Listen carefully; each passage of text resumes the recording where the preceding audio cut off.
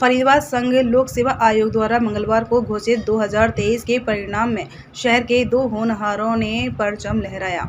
8 से 10 घंटे तक नियमित पढ़ाई करके विदेश मंत्रालय में अंडर सेक्रेटरी के पद पर कार्यरत आदर्श कुमार मिश्रा की बेटी सृष्टि मिश्रा उम्र 22 वर्ष और किसान धनंजय राय के बेटे विभांशु राय उम्र 27 वर्ष ने यूपीएससी की परीक्षा में कामयाब हुए। सृष्टि यहां सेक्टर 88 ओलंपिक हाइट्स में अपनी मौसी सुनीता पांडे और विभांशु राय सेक्टर 82 पुरी प्राणायाम सोसाइटी में अपने मामा राजीव सिंह के पास रहकर तैयारी करते थे। सृष्टि के मौसेरे भाई उपेंद्र पांडे ने बताया कि उनकी बहन मूल रूप से यूपी के जौनपुर जिले की रहने वाली है और यहां उनके पास ही रहकर तैयारी करती थी। 3 बहन भाइयों में सृष्टि सबसे बड़ी है। पिता आदर्श कुमार मिश्रा विदेश मंत्रालय में अंडर सेक्रेटरी के पद पर ब्राजील में तैनात हैं। वर्ष 2022 में लेडी श्रीराम कॉलेज से ग्रेजुएशन किया। दूसरे प्रयास में 95वीं रैंक हासिल की है। उधर विभांशु के मामा राजीव सिंह ने बताया कि उनका भांजा मूल रूप से बिहार के गोपालगंज के रहने वाले किसान के बेटे हैं। 2 भाई बहनों में विभांशु छोटे हैं। पिछले 10 साल से यहाँ पूरी प्राणायाम में साथ रहकर तैयारी करते थे। 3 बार मेन परीक्षा पास की लेकिन सफल नहीं हो पाए। चौथे प्रयास में इन्हें 772वीं रैंक हासिल हुई। 2 साल पहले ही इनकी मां का हार्ट अटैक से निधन हो गया था।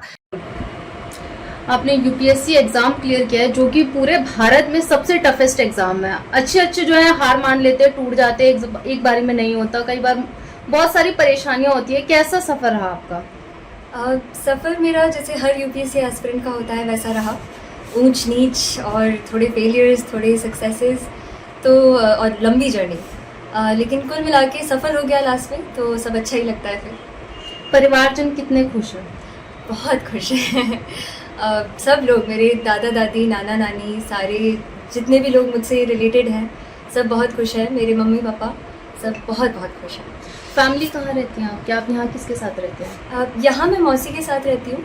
मेरे पिता मिनिस्ट्री ऑफ एक्सटर्नल अफेयर्स में काम करते हैं, तो वो ब्राज़ील में हैं फ़िलहाल, साओ पाउलो में पोस्टेड हैं जी। और मेरी फैमिली यानी कि माता पिता और बहन और भाई वो सब वहाँ ब्राज़ील में रह रहे हैं और मैं मौसी के पास रह के मैंने पढ़ाई की है। आप सबसे बड़े हैं? जी, मैं सबसे बड़ी। यहाँ कितने सालों से रह रहे हैं? इंडिया में मैं लगभग 5 सालों से हूँ। जब से ग्रेजुएशन शुरू हुआ मेरा LSR से इकोनॉमिक्स, और 2 साल फिर मैंने पढ़ाई की है यहाँ। तो क्या आपके मन में आया कि आप यूपीएससी में जाएं और वहाँ पे एग्जाम दें? आपका कौन सा अटेम्प्ट है ये? किसने इंस्पायर किया आपको? मेरे पिता का इंस्पिरेशन था। उन्होंने ही मुझे बताया था सिविल सर्विस क्या होती है और कैसे एग्ज़ाम होता है, और फिर धीरे धीरे मैंने भी जैसे जैसे समझा कि एग्ज़ाम कैसे होता है, क्या होता है, वैसे वैसे फिर मैंने इसको परस्यू किया।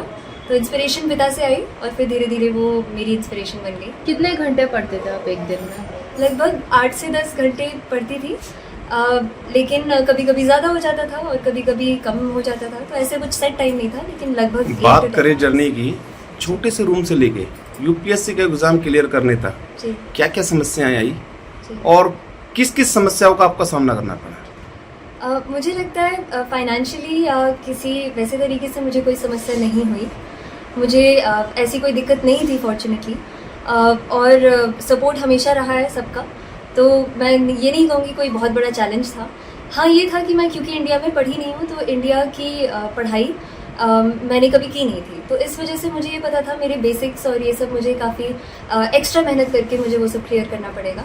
तो वो एक चैलेंज था, लेकिन वो छोटा ही था उस हिसाब से।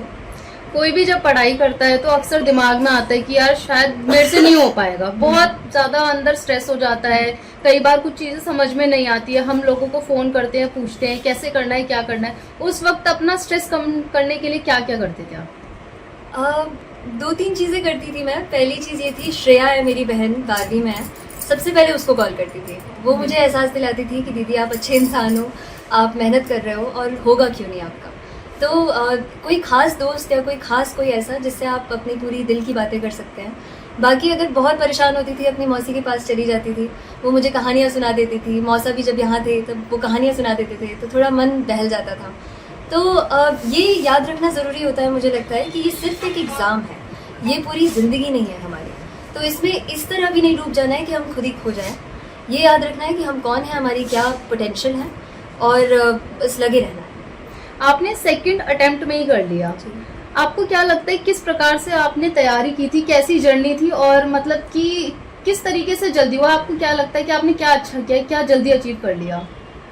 मुझे लगता है मेरा गोल बहुत क्लियर था शुरू से कि मुझे यही करना है। पापा का बहुत गाइडेंस रहा, उन्होंने हमेशा बताया ये करो, ये समझो, न्यूज़ देखो, ये सारी चीज़ें। बल्कि पापा ने आंसर राइटिंग तक कराई थी मुझे, कि फर्स्ट ईयर में मुझे क्वेश्चंस भेजते थे कि इसमें आंसर लिख के मुझे भेजो। तो पापा का एक तो सपोर्ट और गाइडेंस ये बहुत ज़रूरी था। बाकी दूसरी चीज़ मुझे लगता है कि क्योंकि मैंने पहला अटैम्प्ट दिया था, मेरी एज हुई थी, मेरी तैयारी उतनी नहीं थी, लेकिन मैंने दे दिया था क्योंकि पापा ने कहा दे के देख लो।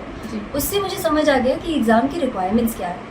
तो वो समझने के बाद मुझे लगता है मेरी पढ़ाई बहुत स्ट्रीमलाइन हो गई, और उससे मुझे फिर पता चल गया कि सेकेंड अटेम्प्ट में क्या अच्छे तरीके से करना है, और इस वजह से मुझे लगता है आपकी एज अभी लगभग 22 वर्ष 22 जी।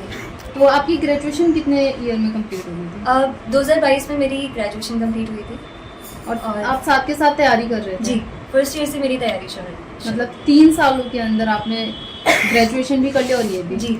लोगों को क्या संदेश देना चाहेंगे, किस प्रकार अपनी तैयारी करें, किस तरह मोटिवेट रहें?